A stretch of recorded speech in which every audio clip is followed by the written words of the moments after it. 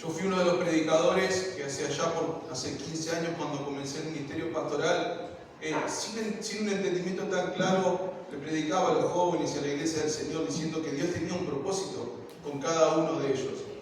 Lejos del entendimiento saludable y real de Dios, Dios no tiene muchos propósitos. Decirle a que tenés a tu lado, Dios no tiene muchos propósitos.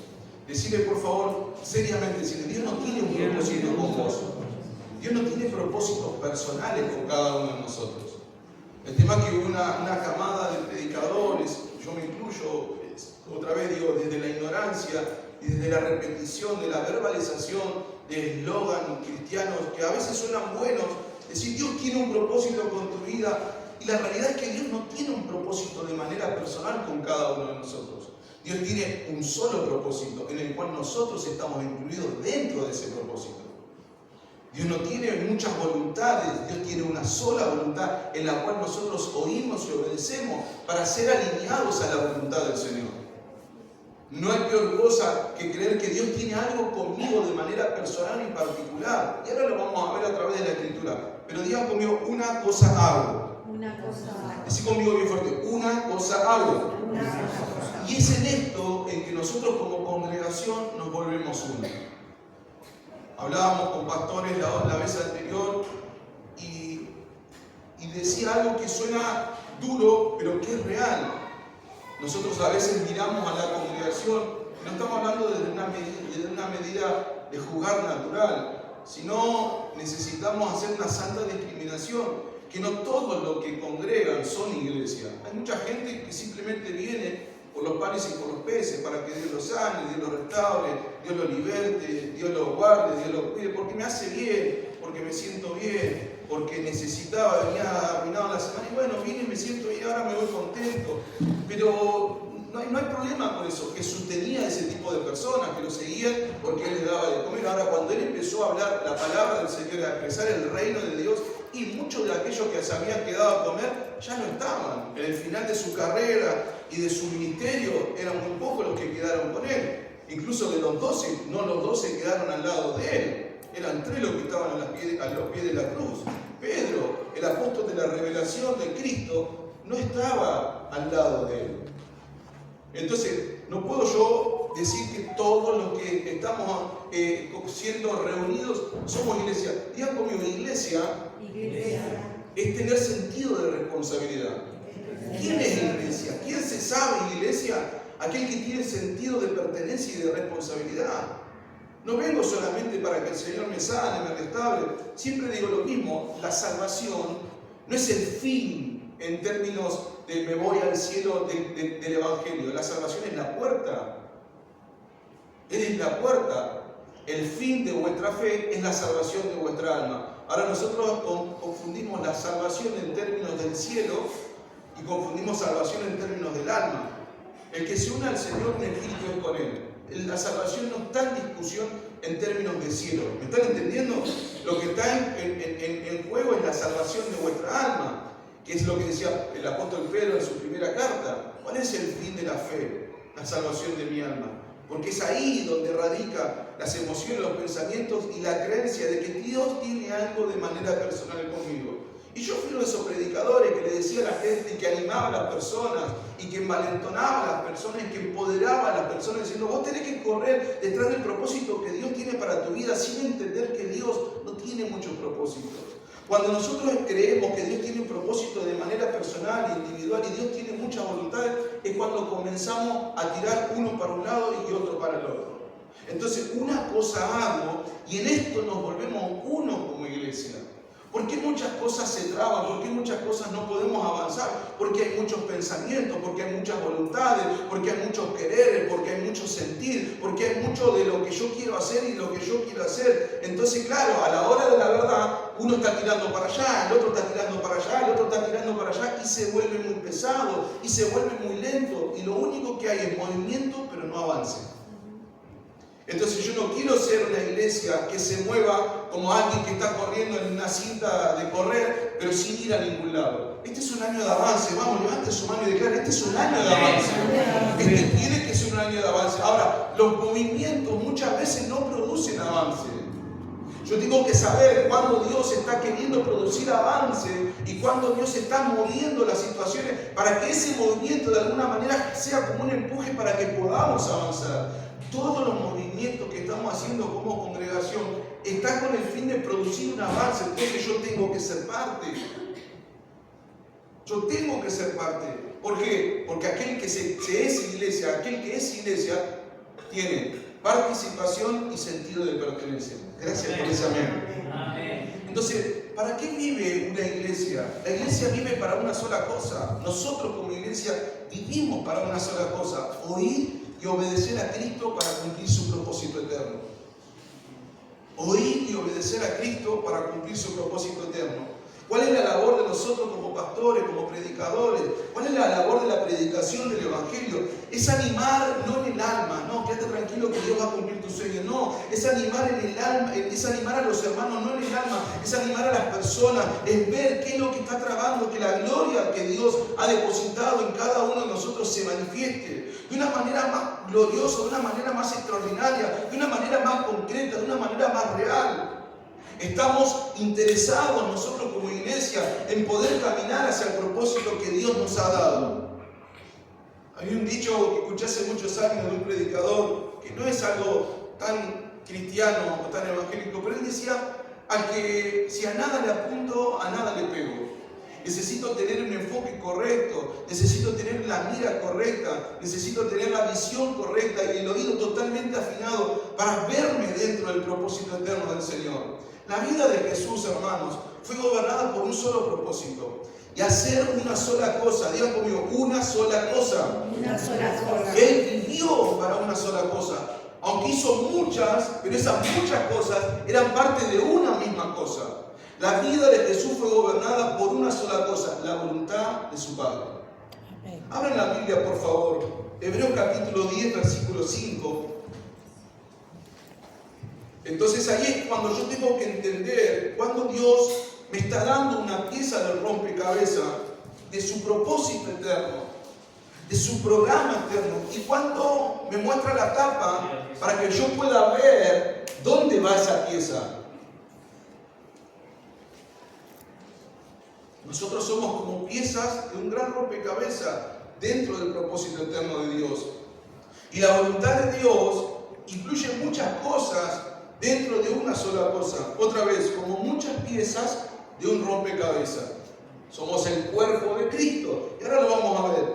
Hebreos capítulo 10, versículo 5, por el cual entrando al mundo dice, ¿quién está hablando acá? ¿Quién es el que dice? ¿Quién es el que habla? Estaba el Padre en su eternidad con Cristo el Eterno. Cristo, el Hijo de Dios Eterno, hablando con el Padre, el diálogo y la comunicación con el Padre. Entonces Él le dice, sacrificio y ofrenda, dice, no quisiste, porque no era el diseño. ¿Se acuerdan que el sistema sacerdotal, la manera de que la gloria de Dios, y esto lo hablamos la otra vuelta, se manifieste en aquellos días, era presentar sacrificios, ofrendas y holocaustos, expiaciones por el pecado, para que la gloria de Dios descienda, consuma el sacrificio en el altar y la gloria de Dios se manifieste. Pero mire lo que dice acá, dice, sacrificio y ofrenda no quisiste. Entonces, ¿qué dice? Mas me preparaste cuerpo. Digan conmigo bien fuerte, cuerpo. Más me preparaste cuerpo. ¿En qué cuerpo estaba hablando ahí? El cuerpo de Jesús. Muy bien, el cuerpo de Jesús. El Cristo eterno en el seno del Padre, lleno de gloria, lleno de divinidad, de poder y de deidad. Dice Filipenses, como cosa a no aferrarse, Él decidió venir a ser como hombre. Y se hizo obediente hasta la muerte y muerte de cruz. 6. Holocaustos y expiaciones por el pecado no te agradaron. Entonces dije, he aquí, oh Dios, que vengo para hacer buenos cultos. Para hacer cruzadas evangelísticas. Vengo a sanar, vengo a restaurar, vengo a perdonar, vengo a predicar, vengo a enseñar, vengo a orar. ¿Qué dijo? Voluntad. He aquí, oh Dios, que vengo para hacer tu voluntad. Siendo el Hijo eterno de Dios, Él se sometió por obediencia a la voluntad del Padre. No vino, bueno, a mí me parece, no, a Él no le parecía, Él obedecía. Hermano, decirle que tenés a tu lado, cada vez que Dios habla, no está dando sugerencias. Dios no da sugerencias, Dios da órdenes. ¿Cuál es el problema del Evangelio? Es que yo tomo como una sugerencia algo que fue imperativo de parte de Dios. Hermano, no hay peor cosa que leer la Biblia e interpretarla filosóficamente. Bueno, y habrá que... No. Hay cosas que son muy literales en las Escrituras. Hay cosas que Dios hablaba de manera alegórica, de manera figurativa. El problema está en la falta de entendimiento. Cuando Dios habla de manera literal, ejemplo, no matarás. ¿Qué será no matarás? No, literalmente no matarás. Ahora, cuando Él dijo la mujer calla en la congregación, no está hablando de manera literal. No hay peor cosa que no saber interpretar las escrituras en el texto, en el contexto y de manera gramatical. Muchas de las doctrinas que la iglesia, no nuestra congregación, que la iglesia a nivel global tiene, es por una falta de interpretación gramatical. Hoy decía mi hermana, no sé cuál de las dos que pasó acá, un verso que alguien dijo que, ¿saben cuántas cosas hay que dice, que supuestamente dice la Biblia, pero que la Biblia nunca lo dijo?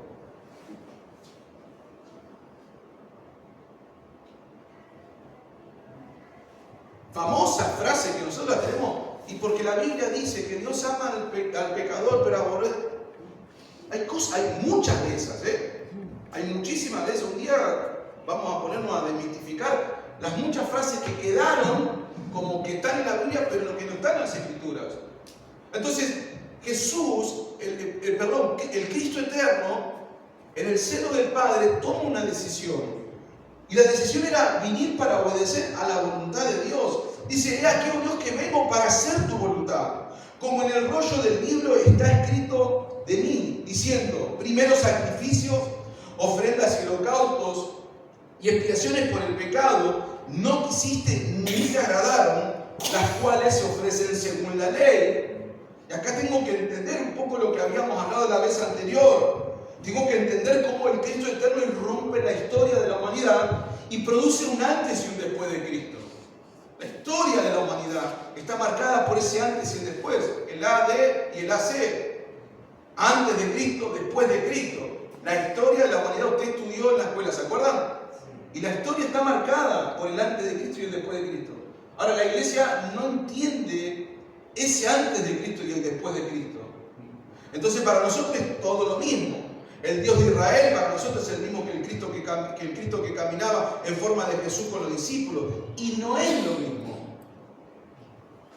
No es lo mismo.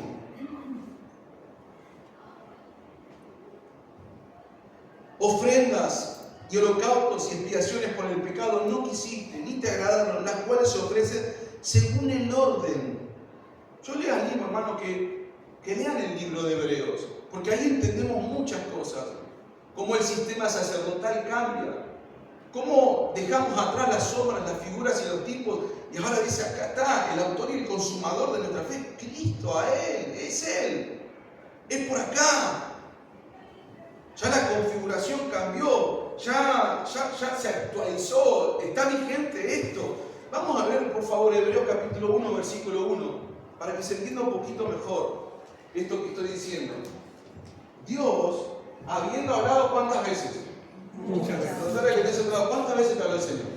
Muchas maneras. ¿Y de cuántas maneras dice? Muchas maneras.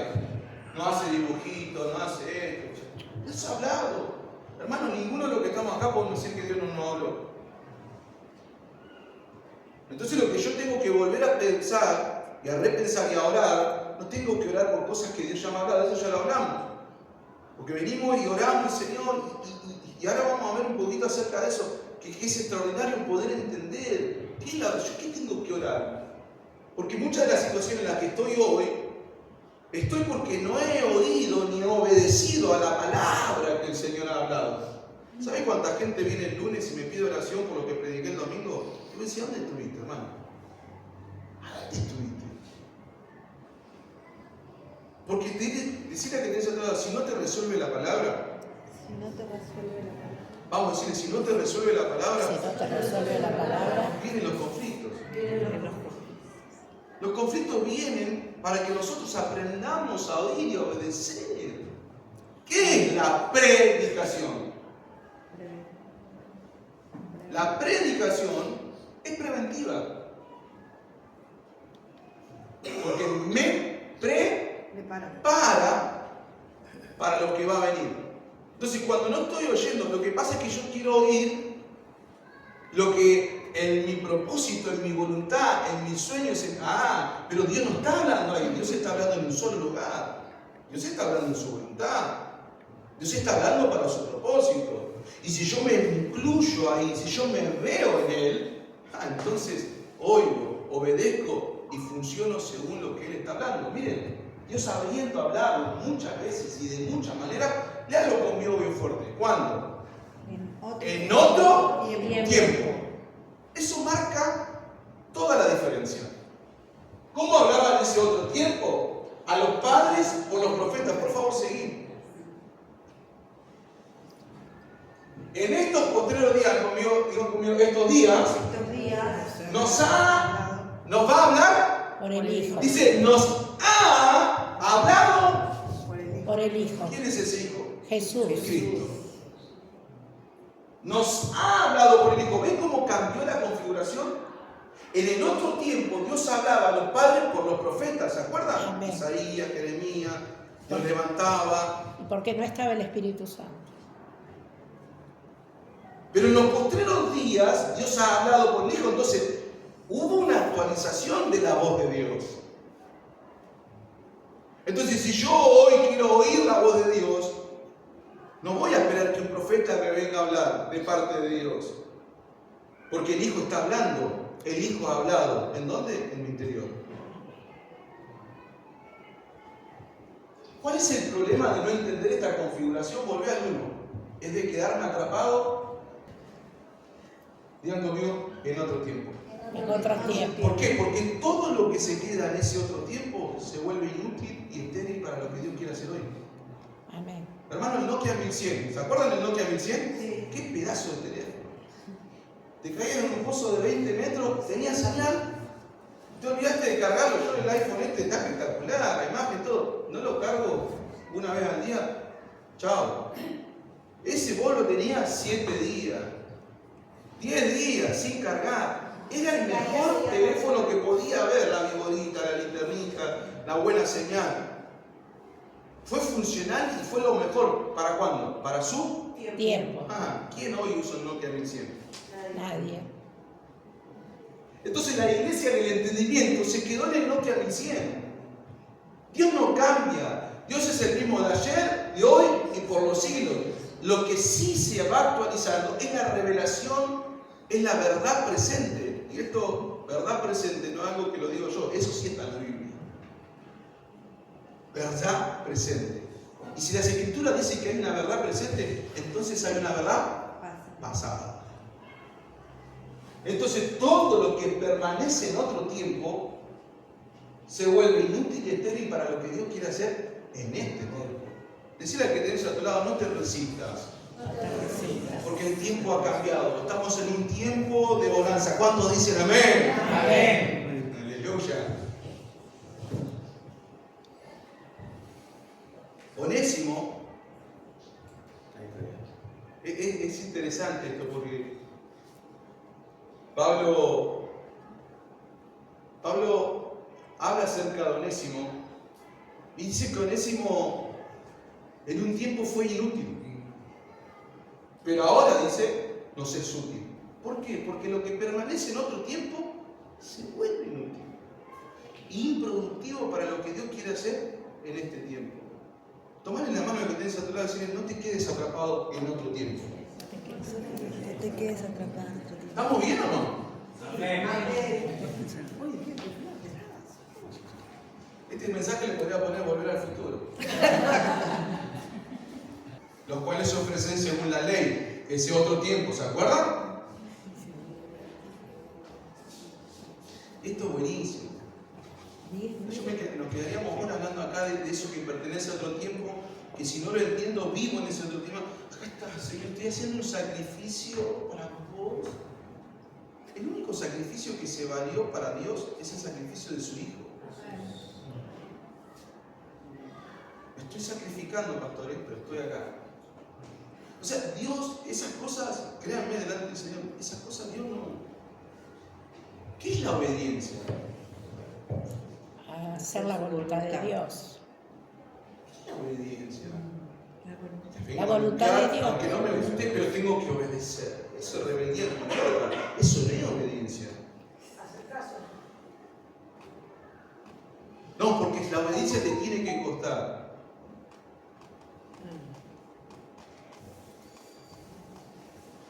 ¿Qué es la obediencia? La obediencia es la naturaleza de Cristo en mí. Claro. Dice que de Jesús fue tentado con algunas cosas, Sí, Todo. todo. pero sin pecado. Sin No pecado. se halló pecado en él. ¿Por qué? Porque era súper poderoso. Ah, bueno, ¿qué crees? Era el Hijo de Dios. Porque en él, y ahora lo vamos a ver acá, me estoy adelantando un poquito, en él habitaba el Cristo eterno, aquel que estaba hablando con el Padre. Déjame ir a hacer tu voluntad. A quien Cristo le habita, hermano, las cosas del Evangelio y de la vida no le cuestan. Gracias por esa mente. Amén. Porque Dios no se está valiendo de mí ni de vos. Ah, mirá Martín, lo voy a hacer predicador. Habla bastante bien este muchachito. Lo voy a hacer predicador. Vamos a la historia de los otros tiempos. ¿Quién de la Biblia califica para hacer lo que hizo? Ninguno. Entonces yo tengo que verme.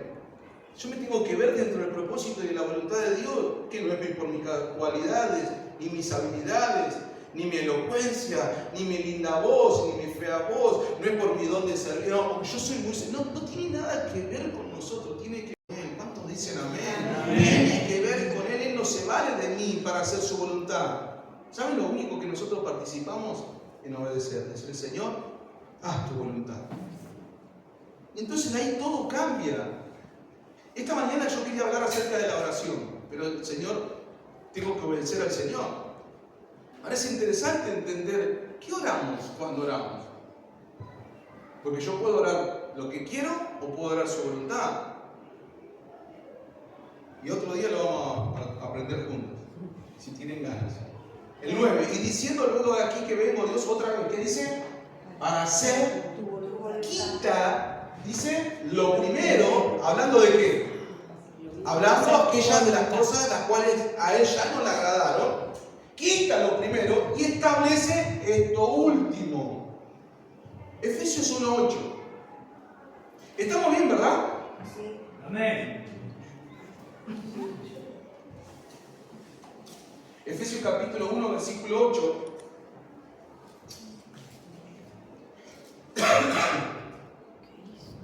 Dice, el que hizo sobreabundar para con nosotros en toda sabiduría e inteligencia. Seguí, por favor, hasta el 10 inclusive, hasta el 11 inclusive, perdón. Dándonos a conocer el misterio de su voluntad, según su beneplácito, el cual se había propuesto en sí mismo. Seguí. Y acá describe cuál es el propósito eterno de Dios. ¿Cuál es la voluntad de Dios? Buena, agradable y perfecta. ¿Qué dice? De reunir todas las cosas en Cristo, en la dispensación del cumplimiento de los tiempos, así las que están en los cielos como las que están en la tierra. Seguí el 11, por favor. Miren qué glorioso esto.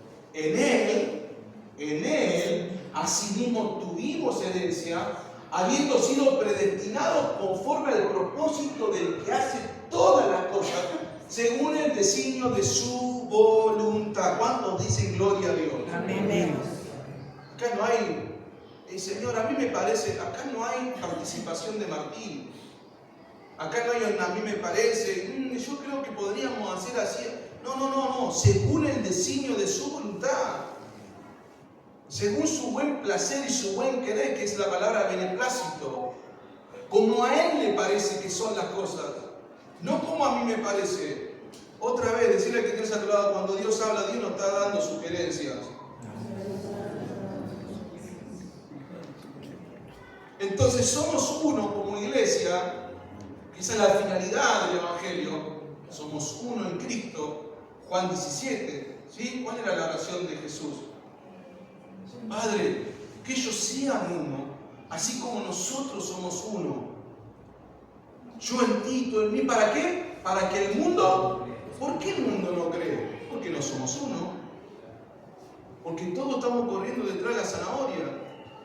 Cada uno pensando por sí mismo, velando por sí mismo, ensimismado con sus cosas. Y pastor, lo que pasa es que vos no sabés, sí, hermano, si vos tenés 3 horas para tomar unos buenos mates, yo también te cuento en las cosas en las que estamos. Porque no estamos hablando de la vida resuelta acá, estamos resolviendo la vida con el Señor Jesucristo. ¿Cuántos dicen amén? Entonces, no es una cuestión de que alguien tiene la vida resuelta y otro no tiene la vida resuelta. No es que alguien tiene el teléfono del Señor, el WhatsApp de Dios, no, vos porque estás más, ¿sabes la gente? A veces la gente, vos pastor que estás más cerca. Yo no estoy más cerca de Dios, hermano. Todos estamos tan cerca y tan... Porque Él se nos metió adentro, hermano, y el mismo Cristo que te habita a vos es el mismo que me habita a mí. Ahora algunos son diligentes para desarrollar el potencial de Cristo y otros son vagos. Digan conmigo, somos uno. Ahora, decirle a que estés a tu lado, ¿somos uno?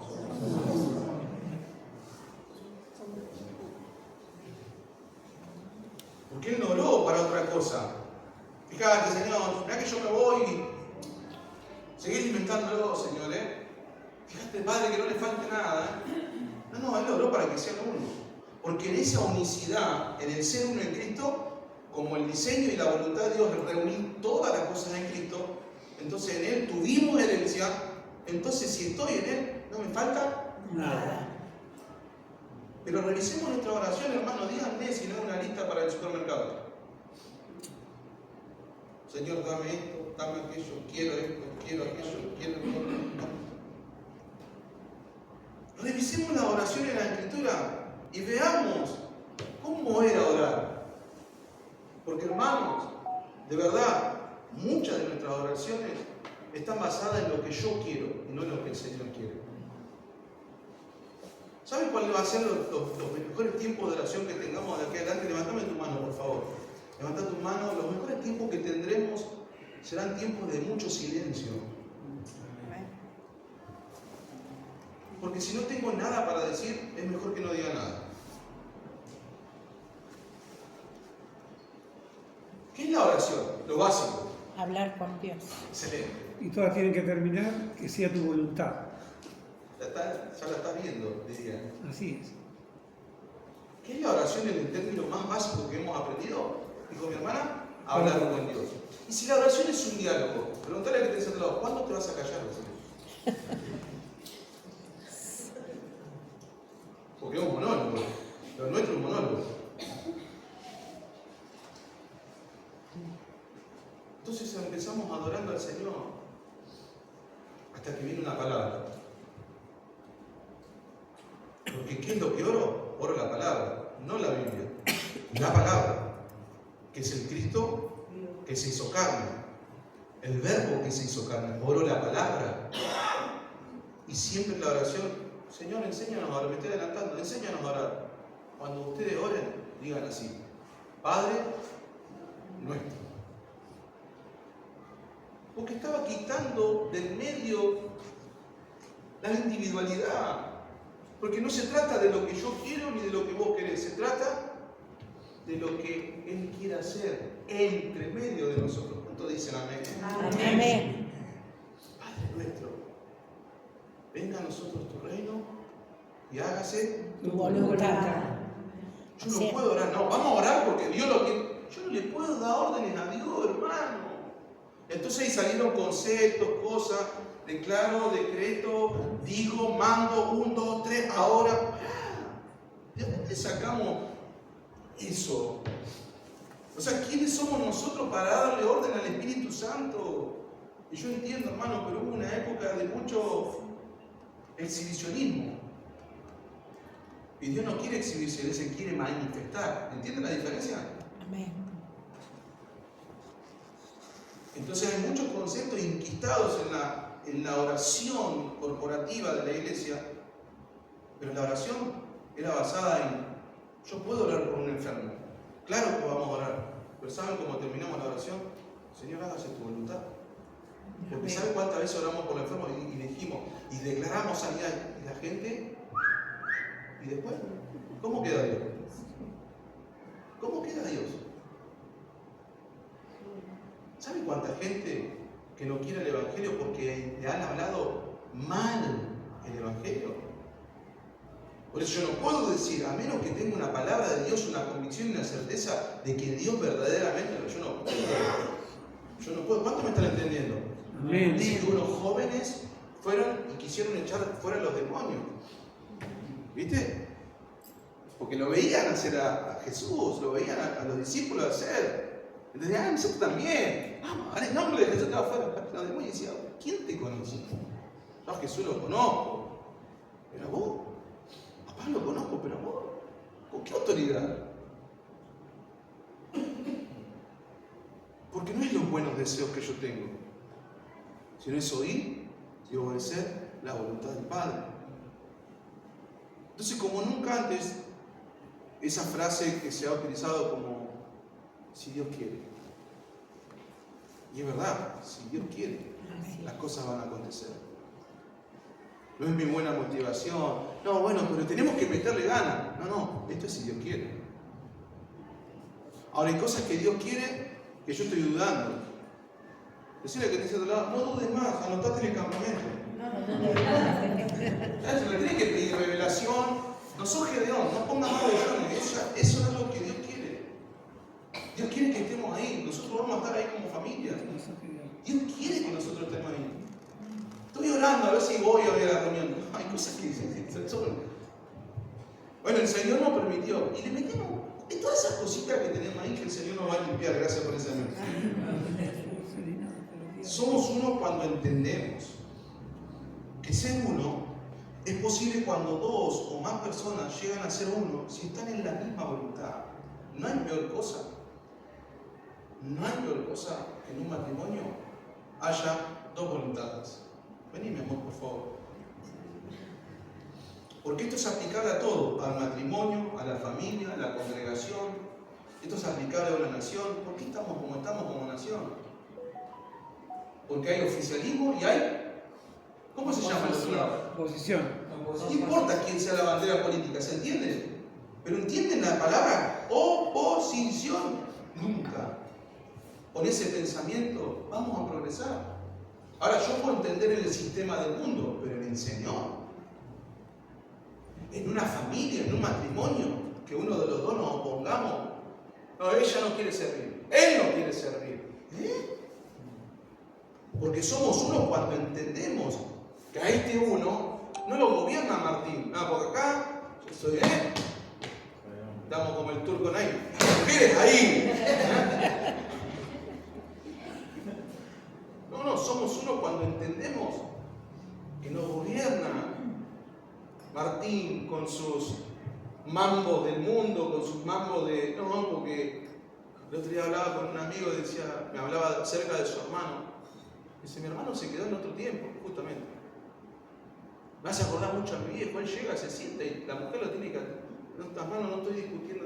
Un día sería bueno que tengamos una reunión de matrimonio. Va a estar muy bueno. Buenísimo. Está muy bueno. Porque nosotros, Eva ha aprendido con el tiempo que yo no la ayudo a Fabi. Por la gracia. ¿Te ayudo, mi amor? ¿Cómo te ayudo? Es parte de lo que yo tengo que hacer. O sea, no es una ayuda. En nuestra casa son nuestros hijos. Gracias por ese amén. Amén. No hay peor cosa. Dice que una casa dividida, ¿qué pasa con esa casa? Se derrumba. No prevalecerá. Claro, no prevalece. Entonces Dios nos gobierna de mi manera. No, bueno, porque las cosas se hacen como yo digo. Usted la voy a decir mal, la paraguaya brava. Pero no es la braveza, no es el carácter. Somos uno cuando entendemos que, ¿saben cuando nosotros nos declaramos como nuestro amor delante del Señor? Falta a mí me enseña todos los días, pero ya desde novios ella me marcaba muchas cosas. Y el día que le propuse que si quería ser mi novia, yo le dije un montón de cosas. Eso va a ser para otro día, les vamos a contar. Pero lo que ella cerró diciendo, dijo, yo quiero vivir a Dios como lo vivís vos. O sea, estaba pelando la banana, ¿no? Más o menos. Estaba queriendo comer el fruto, menos mal, porque el envase era feísimo. Ella quería lo que yo tenía adentro. Me dijo, yo quiero al Señor. Yo quiero vivir al Señor. Mi confesión fue, yo no tengo nada para ofrecerte. Le dije, no tengo casa, no tengo auto. Hoy estoy en Paraguay, estábamos en Paraguay. Mañana no sé a dónde el Señor nos llevará. Lo que sí tengo es pasión por servir al Señor. Y dijo, yo quiero eso, me dijo. ¿Qué voy a hacer, hermano? Frente a esa declaración de amor, no mía, de ella. Lo mío fue una atadura, porque por muchos años no tuvimos nada. Fue romántico, fue lindo, pero fue una atadura también. No me di cuenta. No fui un verdadero hombre.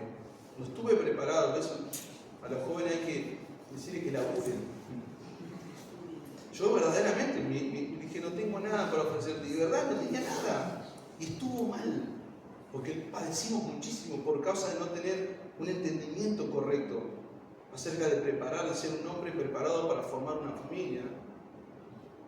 Tenía amor, tenía pasión, pero con eso nos llenamos la panza. Cuando vivimos para la voluntad del Señor nos volvemos uno. Y esto es aplicable al matrimonio. Porque no, Dios gobierna a través de la vida de Fati y a través de la vida de Martín.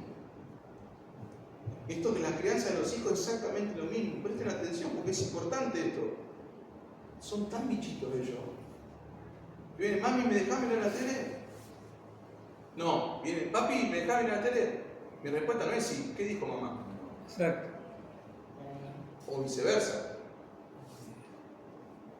¿Por qué?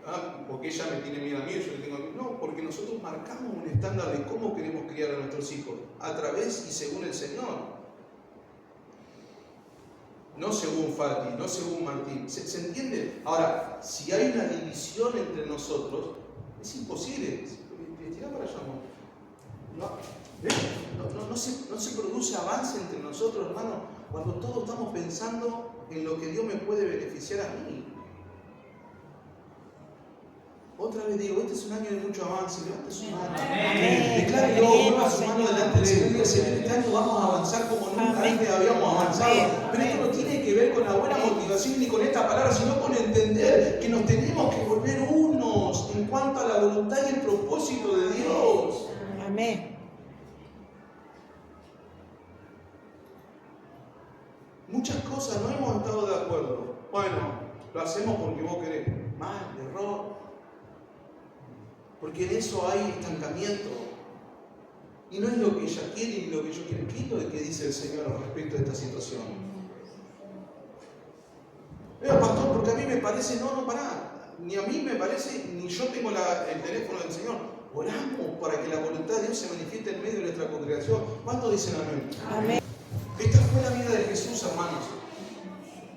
Él vino para una sola cosa que lo incluyó absolutamente todo. Hebreos 10:5. Por lo cual entrando al mundo dice, sacrificio y ofrenda no quisiste, me preparaste el cuerpo. Para entrar Cristo al mundo necesitaba un cuerpo. El cuerpo hace más de 2000 años atrás se llamó Jesús. Hoy el cuerpo somos nosotros, la iglesia. Amén. ¿Verdad? Amén. Vos querías conectar con Dios, tenías que ir a donde estaba Jesús. Porque ahí en Él estaba todo.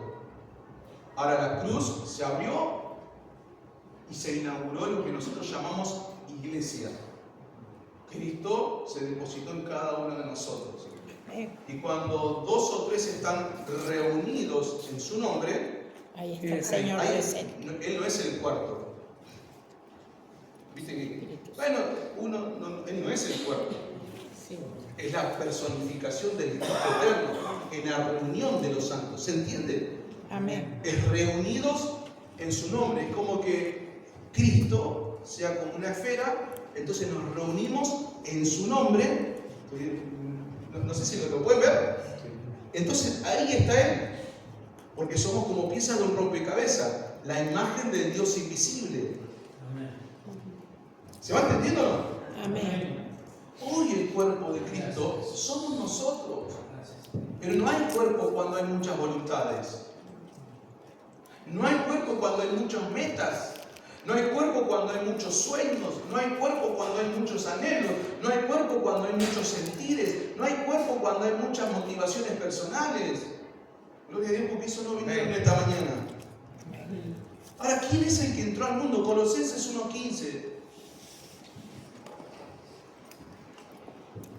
Vamos a leer del 15, así ya lo ponen todo, al 23 inclusive. ¿Quién es este que entró al mundo? Ya lo sabemos, pero vamos, dice, Él es la imagen del Dios invisible, el primogénito de toda la creación.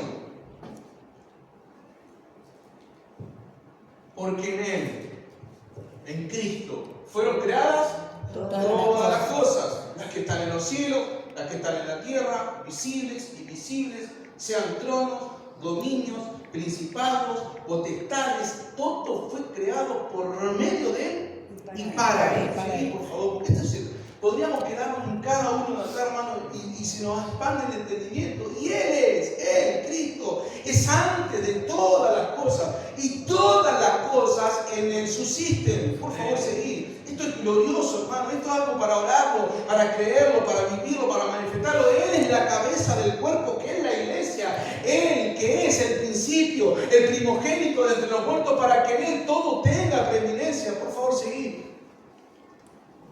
Por cuanto agradó al Padre que en Él habitase toda la plenitud. Seguid, por favor.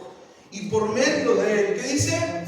Reconciliar consigo todas las cosas, las que están en la tierra como las que están en los cielos, haciendo la paz. Vamos a guerrear. Él hizo paz, hermano. Él hizo la paz. ¿Cuál es el saludo apostólico en las cartas apostólicas? Gracia y paz. Es un tema para otro día porque es glorioso.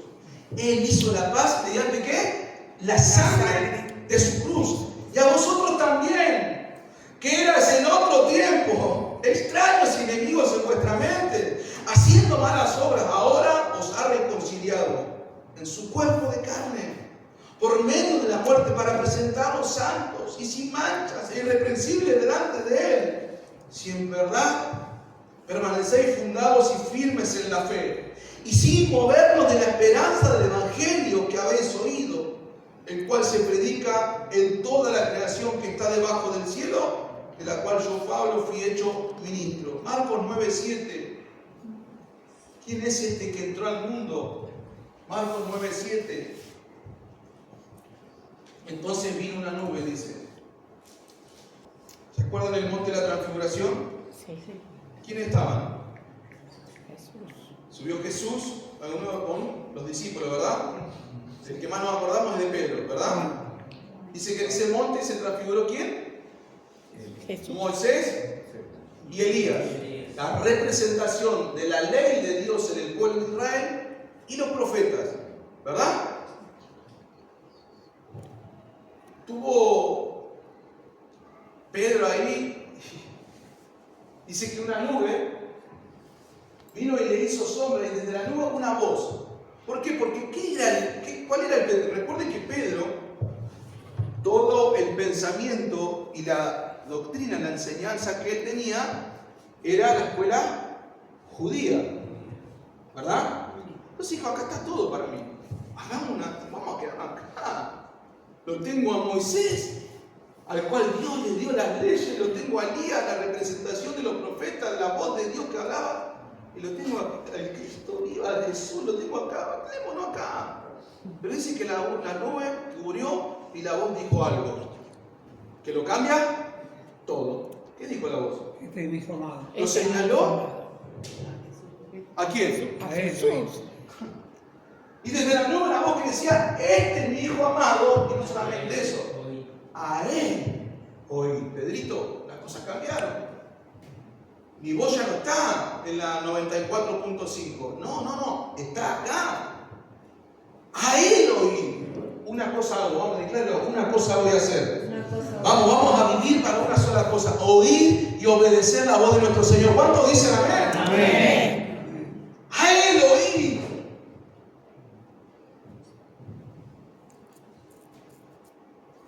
Hebreos 1:1, lo leímos recién, ponelo hasta el 4, lo leemos otra vez. Y estoy recién en la introducción, hermano, y yo les pido perdón, ya vamos a terminar, ya terminamos.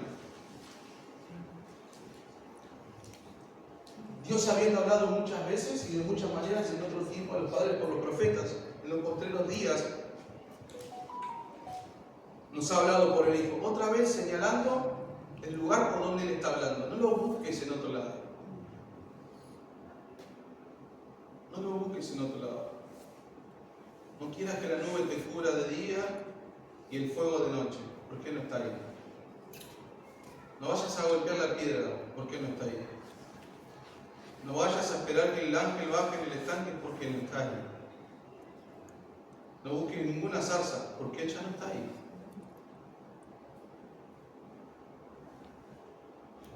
Está bueno, lo cantamos, mueve el estanque. Él lo trae el estanque. Está bueno que lo cantemos, pues si entendemos que no está mal el estanque. Porque en nuestro interior corre un río de agua de vida. Amén.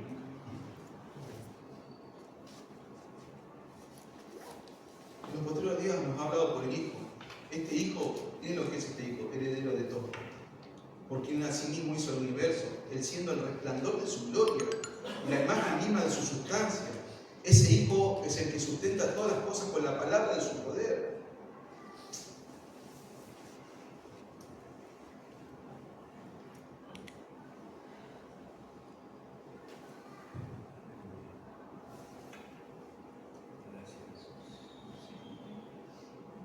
No quiero vivir para muchas cosas, Señor.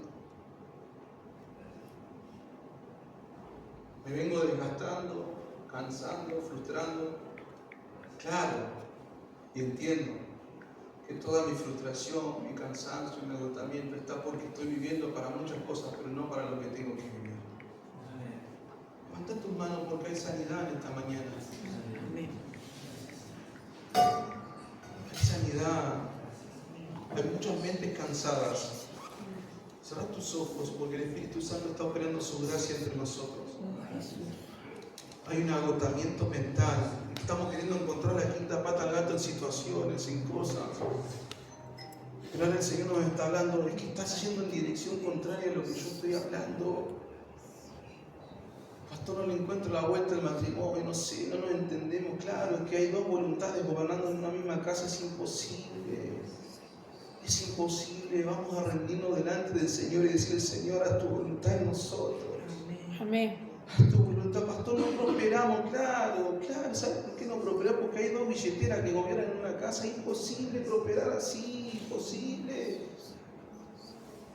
Imposible. Porque la casa dividida entre sí no prospera, no prevalece, no produce avance. Levanta tus manos, Señor, era de tu gracia.